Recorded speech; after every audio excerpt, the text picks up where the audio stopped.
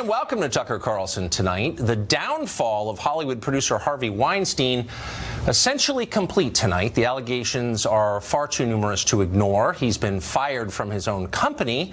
Now he's apparently in some kind of rehab facility talking about himself while the NYPD investigates criminal charges against him. Whatever happens next, you pretty much know what Harvey Weinstein's Wikipedia entry is going to say 20 years from now. But the larger Weinstein saga is just beginning. Many powerful people knew what Harvey Weinstein was doing and not only ignored his crimes, but actively took his side against his many victims. It's a long list, but at the very top of that list is NBC News. NBC had this story months ago. Their former anchor Ronan Farrow conclusively exposed more than a dozen allegations against Weinstein by women who say he sexually harassed, groped, even raped them. But the network killed that investigation. Now, NBC News president Noah Oppenheim says the company had good reason for doing that. But did the company have good reason? Trace Gallagher has taken a very close look at this question, and he joins us tonight with an answer. Trace? Tucker, NBC News has gone on the record saying the reason it decided not to run the Ronan Farrow story on Harvey Weinstein is because he didn't have enough reporting to go on the air. Well, now a number of outlets, including the Daily Beast and Huffington Post, are refuting that, saying that Farrow began reporting on the Harvey Weinstein story back in January, and by July, he had interviewed at least 8 Weinstein accusers and had also secured the coveted New York police audio tape of Weinstein admitting he groped a 22-year-old Italian model. Listen. Yesterday you touched my breast. Oh, please, I'm sorry. Just come on. I'm used to that. Come on. Are you used to that? Yes, come in. Then in August, a woman who accused Weinstein of raping her agreed to an on-camera interview as long as she was in silhouette and not identified. The Huffington Post says not only did NBC News refuse to provide a camera crew for the interview, it tried to stop the interview altogether and tried to stop Farrow from reporting on the story altogether. So Farrow paid for the camera crew himself.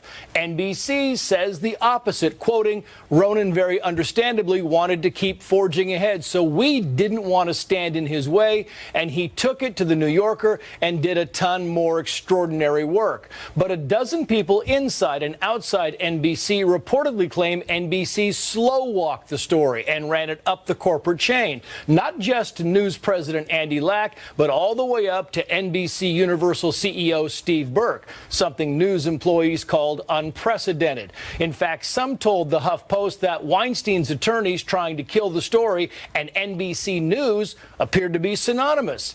And it should be noted that last week, when the New York Times first broke the story, both CBS and ABC ran it during their evening newscasts. NBC did not, saying Weinstein was not a nationally recognized figure. The same excuse was used for pulling a Weinstein skit from Saturday Night Live. Tucker. Thanks, Trace. So let's be clear. NBC is lying. Yesterday, News Division head Noah Oppenheim claimed NBC, quote, encouraged Farrow to report that story. The opposite is true. They pressured him to drop it. Oppenheim says, quote, NBC gave him resources to report that story over many, many months. Maybe, except for a camera crew when Farrow tried to interview an alleged rape victim. Oppenheim says Farrow's stories, quote, was not the story that we were looking at when we made our judgment. Yet another lie. As Farrow told Rachel Maddow 2 nights ago, he'd finished the bulk of his reporting on Weinstein when he went to the New Yorker. That's why the magazine accepted his piece in the first place. Why did you end up reporting this story for the New Yorker and not for NBC News?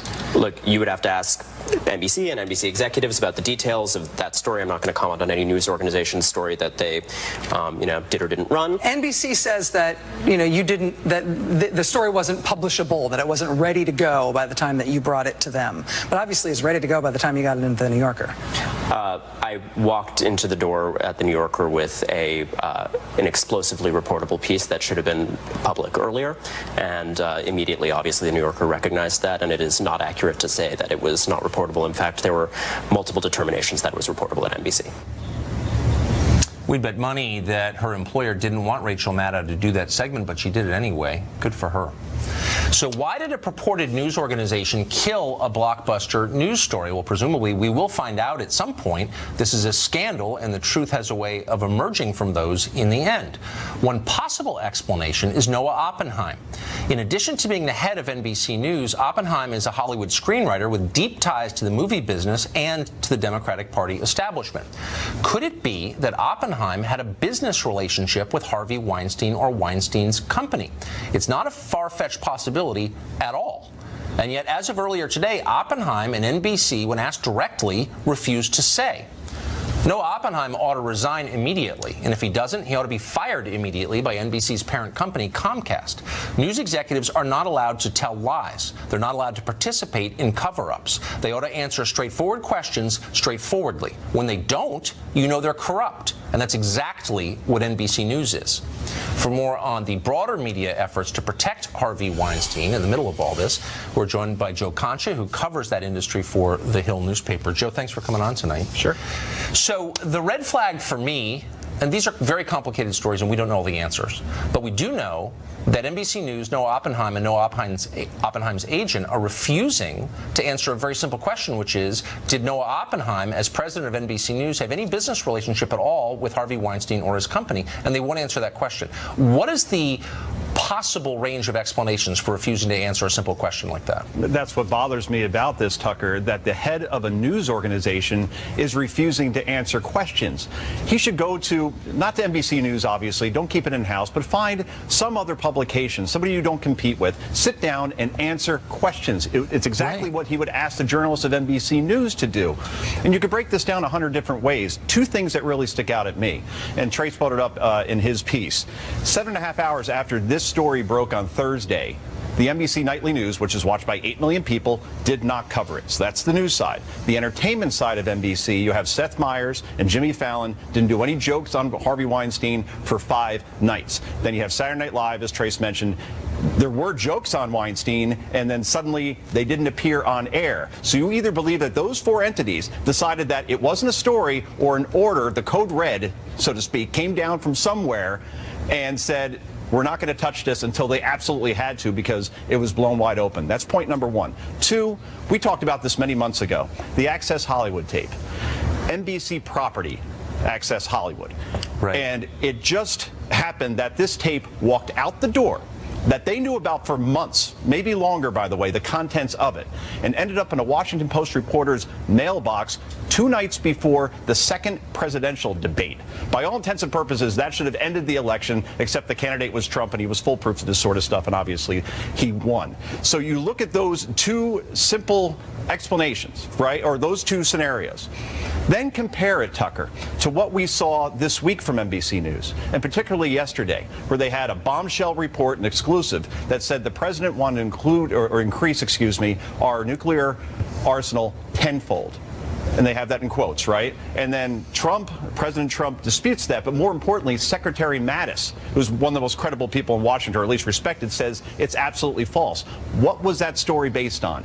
Unnamed sources. We don't know where those sources came from. It could very easily be somebody's father's, brother's, nephew's, cousin's, former roommate. We don't know. That was good enough to get the air. But Ronan Farrow, who had tapes, who had videotapes with actual accusers, that's not good enough for us. We don't want to get in your way. We don't want to get in your way. Go take it to the New Yorker. So unpack all of that and then ask yourself, who do you believe? It's remarkable. I don't think in my life I've ever taken the side of a politician over a news organization, and it pains me to do it, but I don't think they're legitimate. I think they're corrupt. I think they're liars. I think they're debasing their own currency. But they're not the only media organization to be sucked into this. And again, there's a lot we don't know, and I don't want to cast aspersions when not warranted. But Amazon, Jeff Bezos, seems to have been sucked into this story by Rose McGowan. Do you understand what the allegation is? Yeah, I read that on the way over here in the Daily Mail, and basically you have a whole bunch of tweets from Rose McGowan, who was a big actress in the 90s, accusing Bezos, the Amazon owner, and also, by the way, the owner of the Washington Post, of killing a series that she wanted to get on the air, and said also that she was raped as well. To be honest with you, I read it on the way over here. I don't quite have all the details. You read a couple of tweets, and it's hard to kind of piece together. But now what you're seeing here, Tucker, is this story has definitive legs. It's almost now, it is a week old, and it's going to keep going and going because more journalists like the Huffington Post, like the Daily Beast, like even CNN is going to dig into this, and more journalists are going to be exposed for protecting Weinstein. And then even news organizations, it's going to just keep, I think NBC was betting on, well, it's the era of Trump and this thing's going to blow over because the news cycle moves so fast, and it's not going away. People aren't going to let this go, and some people at some very high places, I have a feeling, are going to be exposed in this far more than Harvey Weinstein. Yeah, I mean, Weinstein's self-evidently a pig. The revealing part was watching the entire ruling class mobilize behind him to defend him, and the indefensible, really interesting moment. Joe, thank you. Thank you. For more developments in this story, which is moving quickly, we're joined by Deadline senior editor Dominic Patton. Dominic, thanks a lot for coming on tonight. So, thank you, Tucker, for having me, as always. First things first, where is Harvey Weinstein right now? Do we know? Well, we've heard that Harvey is now going to a rehab center in Arizona, but of course where Harvey really is right now is in a crapload of trouble. He's got the NYPD, he's got Scotland Yard, and possibly, as Deadline reported earlier today, the LAPD looking into possibly opening investigations into criminal charges. Yeah, I don't think you understand, Dominic. Harvey Weinstein's the victim here. He's got a disease. Okay, that's why he's in rehab, so I hope you're feeling sorry for him. What do you know about the Rose McGowan allegations late today? Well, here's what's going on with this, and we've just had some breaking news on this, is this, sexual harassment obviously is a big problem in Hollywood, and it's now affecting Amazon as well. They have just put the head of their TV division, Roy Price, on leave for allegations as what has come out of a sexual harassment incident that happened in 2015 with a top producer. That producer went public today. Price is now out, or at least shifted aside temporarily. As for this Rose McGowan situation, let's give full points to Rose. She was one of the first people to talk about the Harvey Weinstein situation when no one listened to her in Hollywood. She's been talking about this situation, and essentially what she's saying is she had a project in development with Amazon when she asked them and told them, first of all, about the incident with Weinstein and asked for Weinstein to not be, and I quote her, bailed out. They effectively, it seems, killed her project. So she's now calling foul. Have they responded? Has Bezos's office or Amazon or the Washington Post, has there been any kind of response to her allegation? Not on this matter, Tucker, at least not as far as I can tell, having come on the air with you right now. But again, like the Weinstein case, this is something where every hour we're seeing something more. Let's just go back to one thing very clearly. Yes. Less than a week after the New York Times unveiled this story, less than 2 days after the New Yorker published their story, there are now 32 women, including Ashley Judd, Rose McGowan, Gwyneth Paltrow, and many more, who are saying that they were sexually harassed by Harvey Weinstein. And including in that, 3 of them were revealed in the New Yorker piece, 3 of them are talking about rape, which is why the NYPD and perhaps the LAPD might start looking into this once again. It's just hard to believe, if true, that something this vast could have continued for this long without a huge number of people knowing a lot about it. It just doesn't make any sense. Dominic, thank you for coming on. That was a great description of what the latest is. Thanks. Thank you, Tucker.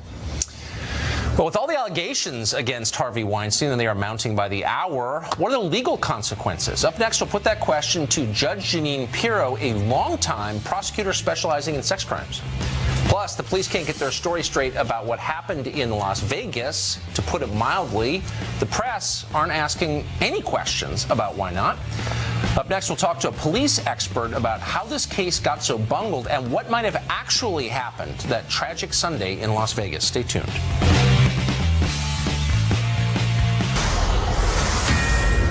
We've got breaking and unexpected news in the Harvey Weinstein case. We want to bring back Dominic Patton of Deadline for the business implications of this scandal. Dominic, what have you heard?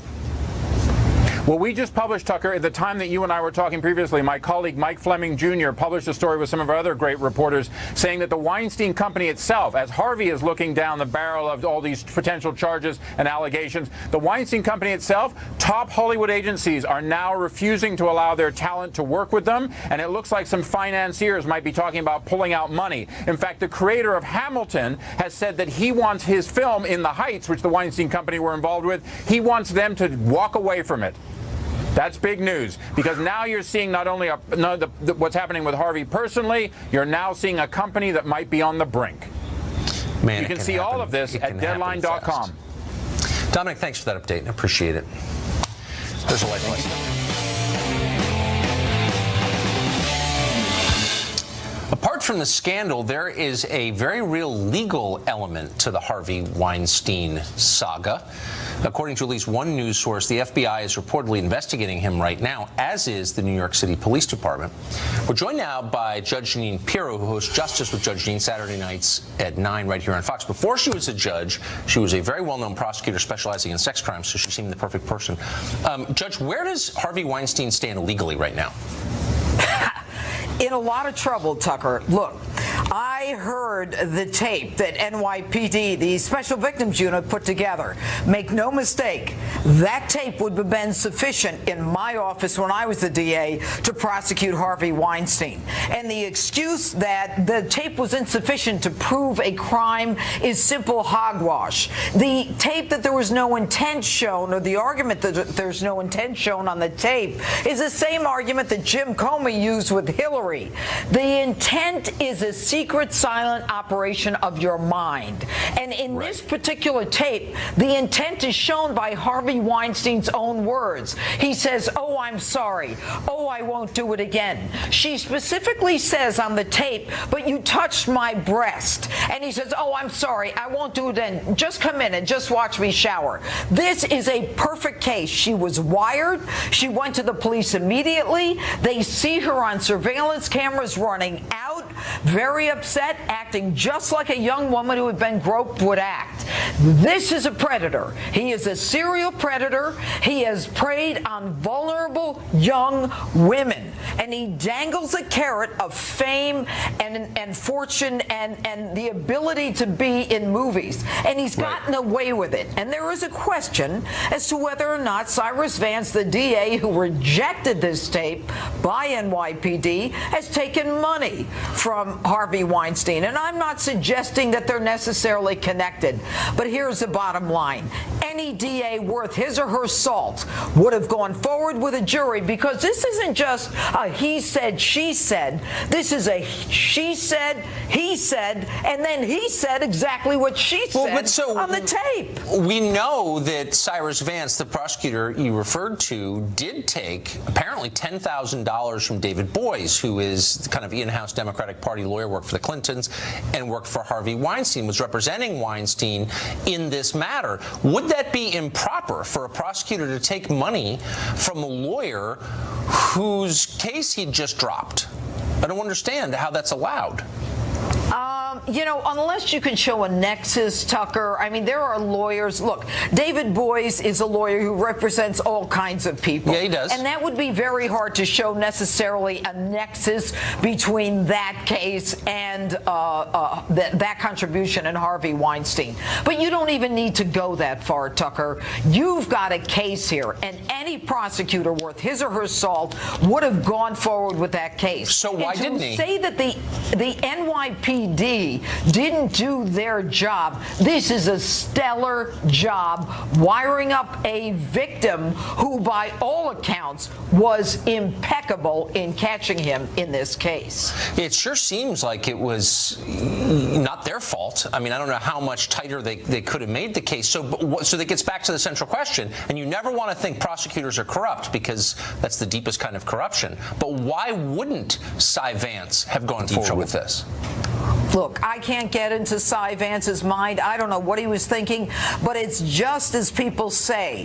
When you've got a case with a high-profile defendant, the prosecutors very often say to themselves, is this going to be worth it? Is she credible? You know, this guy's going to bring in all the big guns. He's going to bring in all the money, but the truth is on the tape, Tucker. There is nothing to argue here. Turn on the tape, let the jury listen to it, and send them into the deliberation room to deliberate.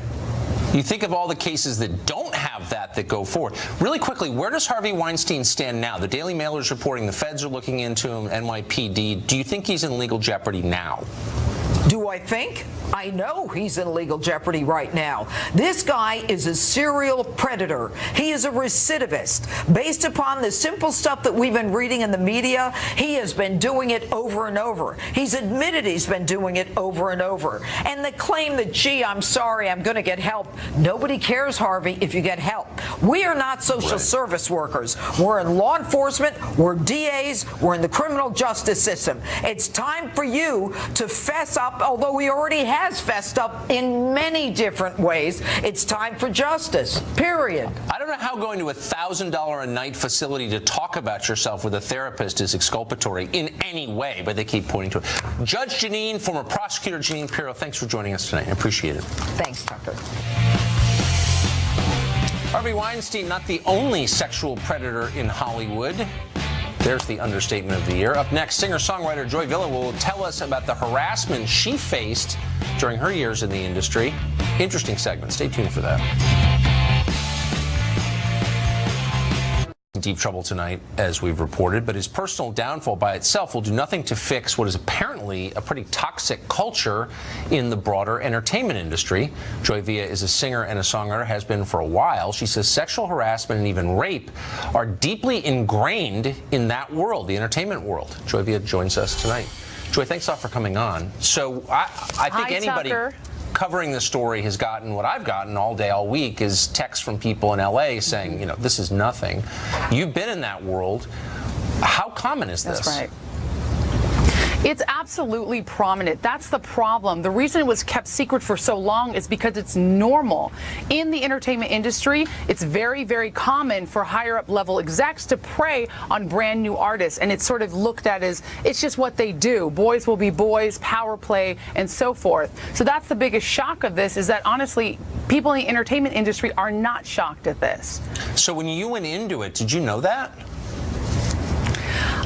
Heard many stories. I'll tell you, I was a good girl from California. I hadn't heard a lot of stories, enough stories to warn me from it. But when I went in, first I became disillusioned with the whole Hollywood trap. I said, is this really how it is? Why am I trying to be an artist if all I'm going to get is people trying to, touch me and hurt me and take from me? And I realized I have to stay in this industry to make it.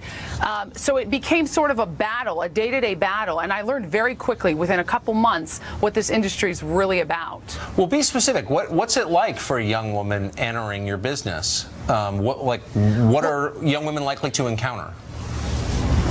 Well, Tucker, for instance, I was propositioned by a great agency in Burbank, California. It was only my first couple months being in Los Angeles. I sent in bikini pictures. Bikini photos are very common in this industry, just to see what your body looks like, nothing lewd. And I got a message from one of the agents.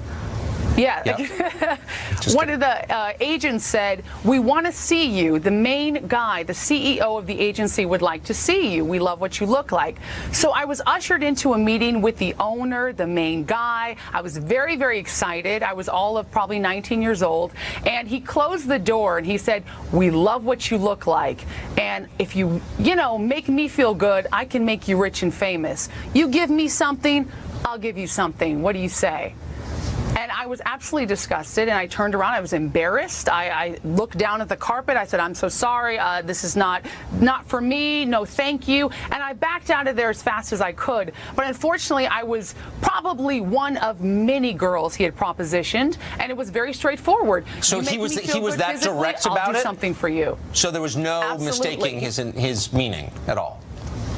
No, that was the worst thing. It was not something sort of sly. It wasn't even a wink wink. It was, here's the deal. You do this for me and I will make it worth your while. It was straight up prostitution, and that's really how Hollywood is run these days. And I think it has been for a very long time. And we're going to see a lot of these stories come out even more, because the Tower of Hollywood, this Hollywood swamp, is starting to crumble. If Weinstein is getting, pulled to the surface, all these other smaller players are going to start to be pulled to the surface. And I believe you. I believe you. Of course I do.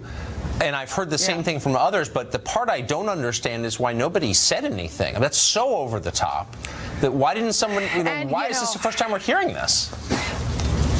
It's, you know, honestly, it's not really the first time you're hearing it, because a lot of people try to say things. It's just, it's so overlooked, and it's so, oh, you know, she's just unhappy because she didn't get cast for the role. She's jealous. He wanted the role, so he's going to make up stories. It's buried by the actual establishment of Hollywood. It's not just one evil guy. It's not just that one perpetrator pig. It's everyone around them who is burying the story and not letting other people speak. Also, they get paid off. You know, what's a cool $100,000 to keep your mouth shut? So what if you gave up your life and your career? A lot of people take those deals and walk away. You kind of wonder where the feminists have been in all of this. I think it's a fair question. Joy, thanks for joining us and for your account. Not talking. Thank you so much, Tucker. Appreciate it. White House Chief of Staff John Kelly made his first public appearance at the White House press briefing today. He used his debut to deny reports there's any discord between himself and the president.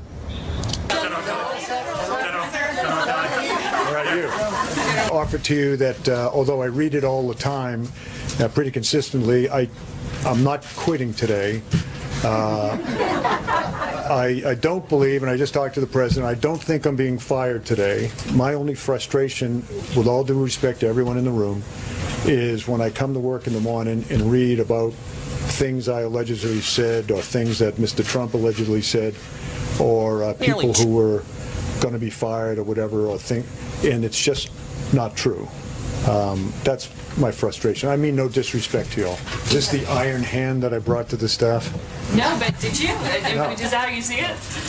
You don't see that you have an iron hand? Just put some organization to it. Well, can you explain? With a smile on my face. You guys with the cameras always catch me when I'm thinking hard, and it looks like I'm frustrated and mad. I don't know all the names, so you. Do his tweets make your job more difficult, General Kelly? No.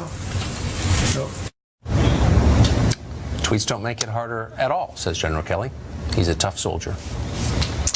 Well, up next, the Las Vegas story. Police still can't get to the bottom of it, or even close, or even settle the basic facts of what happened. Meanwhile, the media seem focused on the entirely wrong questions. What is going on exactly? Up next, we'll talk to a law enforcement expert about why we still don't know anything. Plus, we'll talk to the head of Mark Zuckerberg's lobbying group, which is trying to defeat the administration's immigration priorities, in addition to controlling all the information in the world. Do they have too much power? Of course they do. We'll talk about it in greater detail coming up. Nearly 2 weeks since the horrifying shootings in Las Vegas, and unbelievably, nobody seems able to answer even the most basic questions about what actually happened.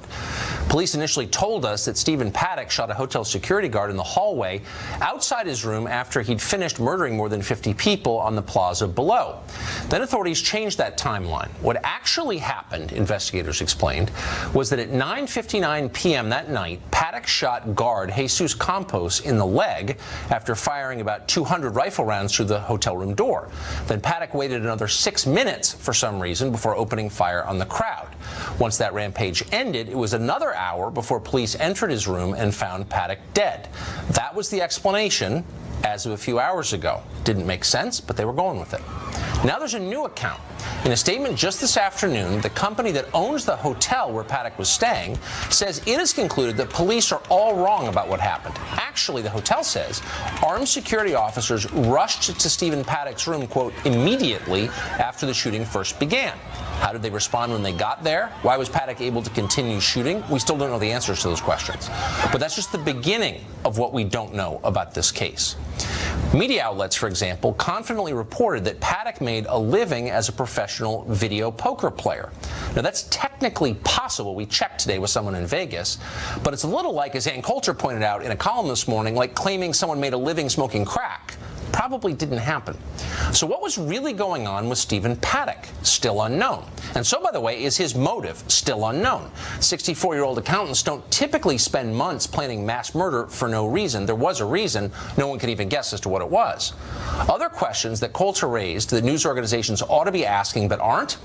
How can it possibly take 8 days to figure out when the alleged shooter checked into the hotel? Why was Paddock wearing gloves if he was about to commit suicide? Have any other solitary mass shooters ever had girlfriends? To those questions, we'd add this: how could someone possibly have burgled Paddock's home in Reno in the middle of one of the biggest criminal investigations in the history of the state? Why was no one guarding the house? Are investigators actually that incompetent? Maybe they are.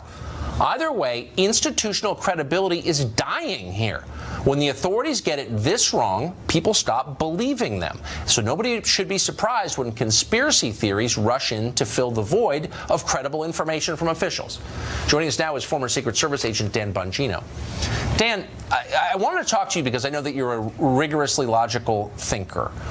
What could possibly account for the radical changes in something as simple as a timeline of the crime? As you just heard, they've changed again today.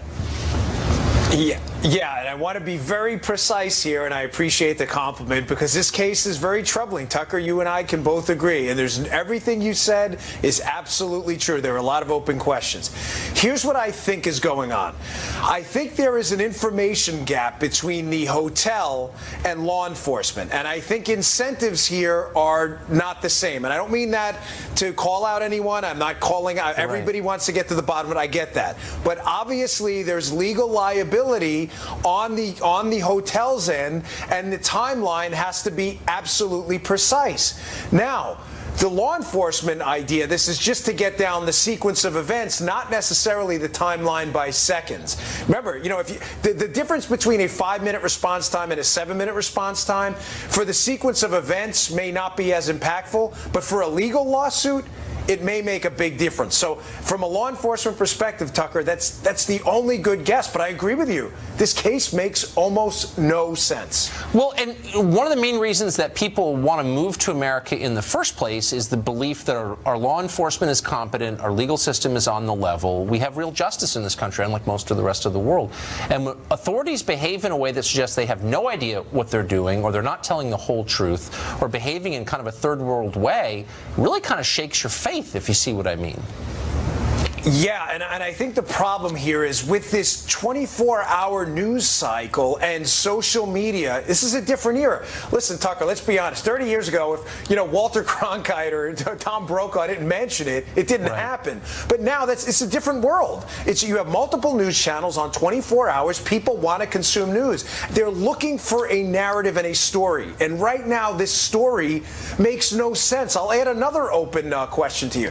They did some kind of a brain autopsy and found no significant evidence of any brain trauma, which every time you look for an explanation to this case, radicalization, brain trauma, a history of sociopathic behavior, the book slams shut on you. It just doesn't make sense, and that's why law enforcement has to be super careful about getting this right, because people are going to fill in the narrative themselves. Right, and they haven't been super careful about getting it right. Clearly, by their own admission, they've changed the basic elements of the timeline. When was Jesus Campos shot? I mean, they changed that dramatically.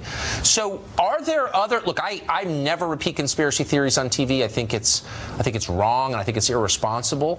But I'm starting to think maybe there's an entirely separate explanation, because the fact set that we have now does not, any way you kind of stack it, doesn't add up to something that I recognize as sensible. Yeah.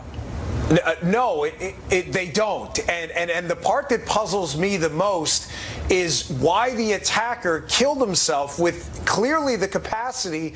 Believe me, I'm glad the attack ended when it did. Yes. But it's still, the question's not clear as to why he ended it, given this new revised timeline. And clearly, he was prepared for a more elongated, extended attack. Again, thankfully, it stopped. But it just doesn't make sense, and it makes you, it's an open question that makes you wonder, and reasonable people can ask reasonable questions about that. It's not unfair to ask that. Last question, just process question. Who's running this investigation? Is it the feds primarily, or is it still Clark County? Yeah, I would think that the local bureau office run out of Las Vegas probably has jurisdiction, but is seeking pretty significant input from the locals. But I just say that because in one of the press conferences, the Las Vegas sheriff clearly indicated that the FBI was the primary custodian of the evidence, which says to me that they're going to make it a federal jurisdiction case. Yeah. Dan Bongino, thank you for that. I appreciate it. Yes, sir. Thanks for having me. Well, Silicon Valley doesn't agree with Trump's policies. They've said so. Now they're going to war with his immigration plan. Up next, we'll talk to the head of a group backed by top tech leaders that is pushing for a path to citizenship for DACA recipients and more than 10 million other people living here illegally. Why are they doing that? Should we care? Stay tuned.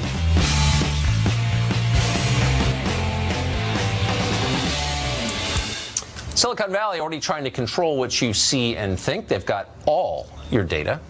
Google fires dissenting employees. Twitter censors anti-abortion tweets. Facebook alters its algorithms to eliminate what it calls fake news. Now Silicon Valley is targeting the administration's immigration agenda. The CEO of Facebook, Mark Zuckerberg, has a lobbying group along with a bunch of other companies. It's called Forward US, and it wants amnesty for 11 million people here illegally, more guest worker visas, other policies that would substantially increase our intake of foreign labor. Todd Schulte is the president of Forward.us, and he joins us tonight. Todd, thanks for coming on. Thanks for having me.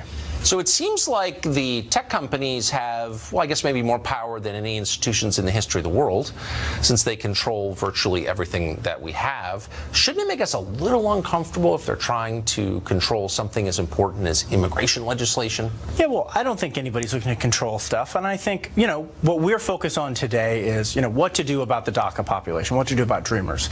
With the repeal of DACA, there's nearly 800,000 young people who came to this country at the average age of 6. Right. They've been here for 20 years, and so the question is, are we going to try to, as a nation, go and deport as many of these people as possible, which is absolutely the wrong approach, or are Republicans and Democrats going to come together and get legislation passed like the Bipartisan DREAM Act? What if that legislation, look, I mean, let's be totally real. This is what it's always been, which is a push by business to get cheaper labor, to increase margins, to make the people who own the businesses even richer.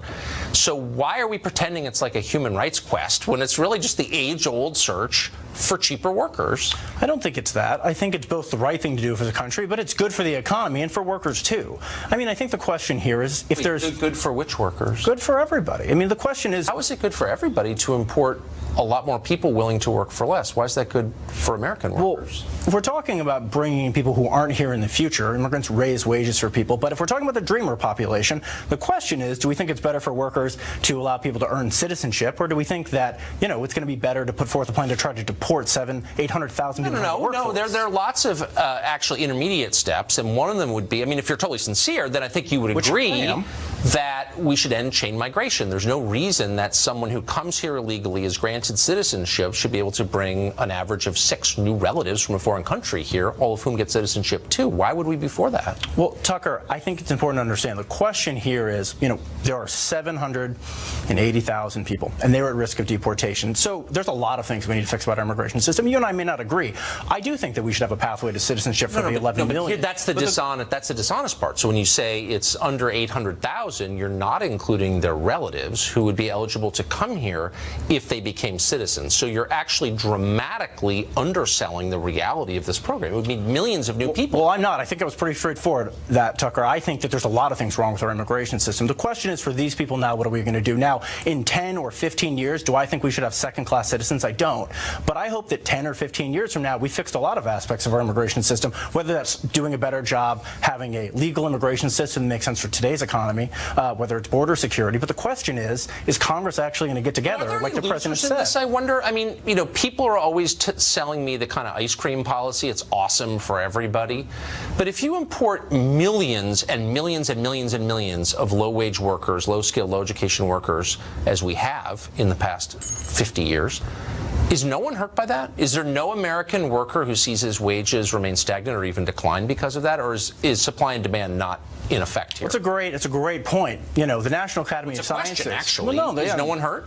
Well, the National Academy of Sciences has been pretty clear. 91% of Americans actually see their raises increase by immigration here. Now, that means, look, wait a second. 91% of Americans haven't seen their wages increase because of immigration. Other things have happened. Well, so that actually hasn't. Wait, hold on.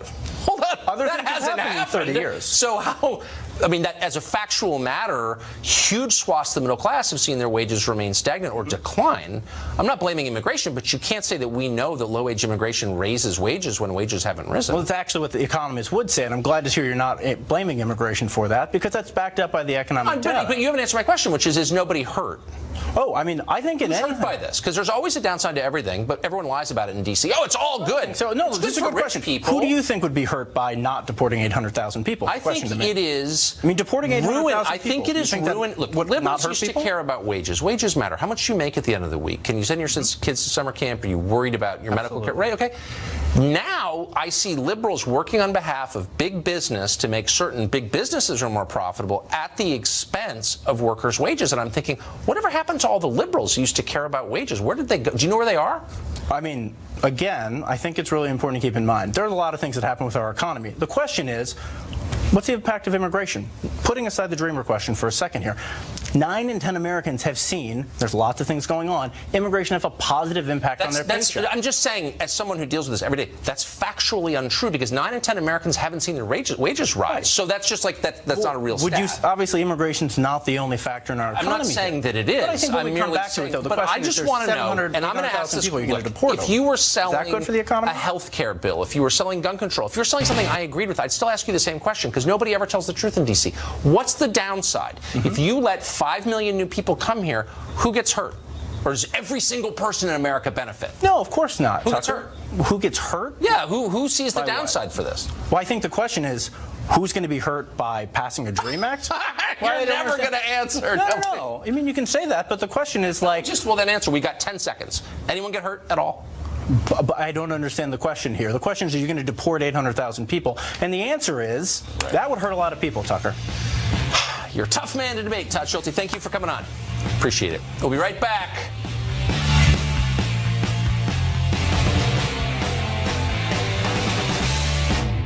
Like sands through an hourglass, another hour is done. But if you liked tonight, and we hope you did, tomorrow, unbelievable. Our investigation continues into NBC News killing that investigation of Harvey Weinstein. How and why did NBC do that? Ronan Farrow had a bombshell. He worked for them. We've got a reporter who has a behind-the-scenes account of what actually happened and who's responsible. So don't miss it.